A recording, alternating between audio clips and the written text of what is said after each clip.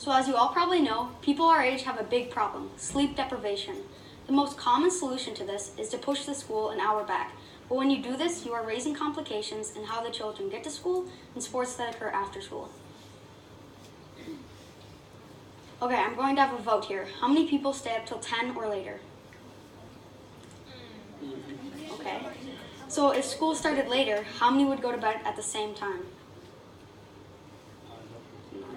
So not as much. That brings up the next topic. Will pushing the start time back really help students get a better sleep? When people say this is the best option, some kids will just stay up later, making it a useless complication. At the high school on Wednesday, school starts at 7:55 as an experiment. Lots of schools have done this, and some make it a permanent change. I have some feedback to share with you for people who get to take advantage of this. I asked my brother Owen, and he said that he loves it. Usually he just sleeps in and gets those precious extra minutes of sleep, but sometimes he goes in to school at the regular time to either finish assignments or get ahead.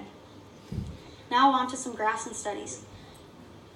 You can see here that there are very few schools that start at 7:15, but it jumps, and you can see, like ours, most schools start at 7:30 to 7:45.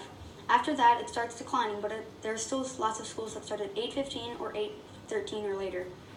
On to the next chart. The doctors recommend that teenagers get 8 to 10 hours of sleep, but they say that 7 to 11 is also okay. For the younger ages, they say that 9 to 11 is recommended, but 7 to 12 is okay. So now back to the solutions.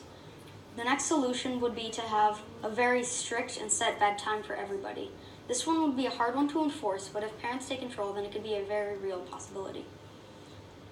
I personally do not like this idea because sometimes I want to go to bed earlier than normal or later than normal. Plus, having the freedom just feels good. So the last solution would be to have elementary schools flip with middle and high schools. The more and more I research, the more and more I find that this is the most popular topic. Since this one is the most popular, we're going to push the other ones aside for now and focus on the general details for this one. The start and ending times for the high school and Grandview will now start at 9 and end at 3:30. For the elementary schools, the schools will start at 7:45 and end at 2:35. For sports that occur after school, the younger kids would go first and the older kids would then go after.